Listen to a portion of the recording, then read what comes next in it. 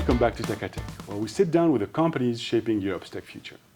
Today we are joined by Antoine Larpin, Vice President for Government Affairs and Policy Europe at Kyndryl. While you may not see Kyndryl on your favorite app or on your phone, chances are they're working hard behind the scenes to keep it all running. From airports to banks to government systems, Kyndryl is the partner that organizations call upon when they need their tech to work and, most importantly, to keep working. Antoine, welcome. Thank you, Thomas. Thank you, BSA, for having me. So, Antoine, let's delve right in. So, what is Kyndryl, and what people should know about the work you do behind the scenes in Europe? Kyndryl is a leading provider of mission-critical enterprise technology services.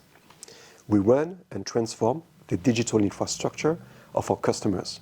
So as such, we sit very much at the heart of the world's technology infrastructure. We are running healthcare systems that drive between 9 and 10 million lab tests per month. We are running banking systems that drive more than 100 million transactions per day.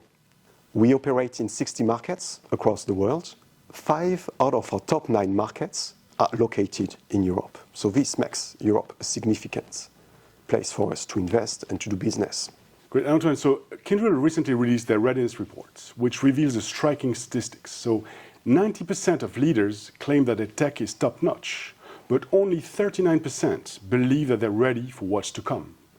What's going on there? Yes, it's a very interesting piece. We recently interviewed more than 3,200 business and technology leaders from 18 markets across the world. Challenges that we found include how to deal with end-of-life technology. 64% of CEOs are concerned about their IT being outdated. And if you compare it with our own data, looking across the infrastructure of our customers, we identify that 44% is actually coming to end of life or is already at end of life. Wow. Another challenge is actually how technology is outpacing training. 40% of these leaders are experiencing some form of skill gaps that prevent them in their modernization efforts. And the last example is about regulation and the pace of regulation. While 66% of leaders find a positive effect overall coming from regulation, 55% find it extremely challenging to navigate regulatory or policy changes across the world. How should companies go about that? So let me highlight 3 best practices that we have identified. First one is how organizations need to change the conversation about tech debt.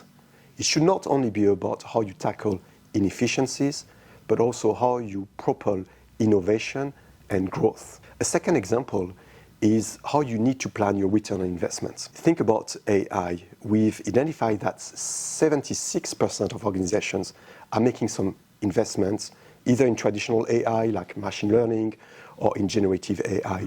However, only 32% are actually finding some positive return on investment today. And the last finding, I would say, is how organizations need to be as people ready as they should be technology ready.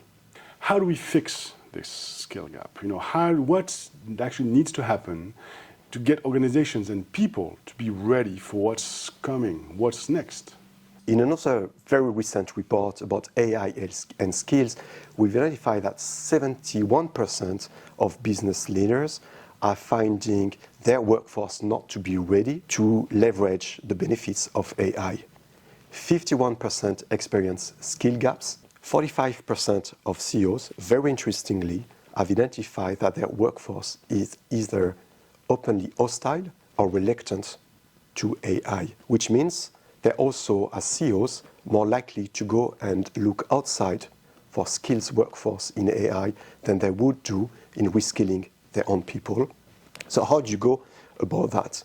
At Kyndryl, we believe in an approach we call AIR. Anticipate the skills, integrate, map out, do an inventory of your skills across your organization, and compare it with where the demand is going.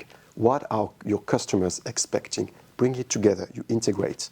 And then it's about reskilling and redeploying where the gaps are and where the demand is going. just want to get your take. Like, is regulation moving really that fast? And if that's the case, what's your take on how companies can keep up with that pace? So just to bring this to life, I mean, we advise a lot of banks and financial institutions in Europe.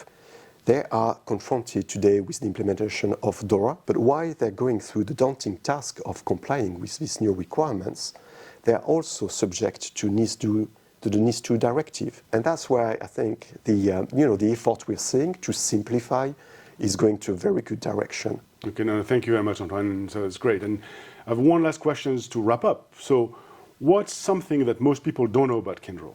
People are very intrigued about the name Kyndryl, where it comes from, what does that mean? So let me go back a little bit in history, about 3.5 years ago, when the company was created. When we were engaging with our customers about this name, two things were coming back and back in our conversations. The first thing is the very nature of our relationship with our customers. And this is how we appreciate that we need to be single-minded, a key partner for customers, and where the word kindred was resonated. The second thing was coming back time and time again is the expectation from their service provider. So we looked at the word tendril, and then if you take the kin of kindred, the drill of tendril, you build Kyndryl, which has a very strong message, sending a strong message that partner with us and we'll find a way for growth for you. Well, Antoine, it was a pleasure talking to you today. Thank you very much for this discussion and for the insights that you brought in. Thank you all for watching, and we're looking forward to the next episode of Tech Tech.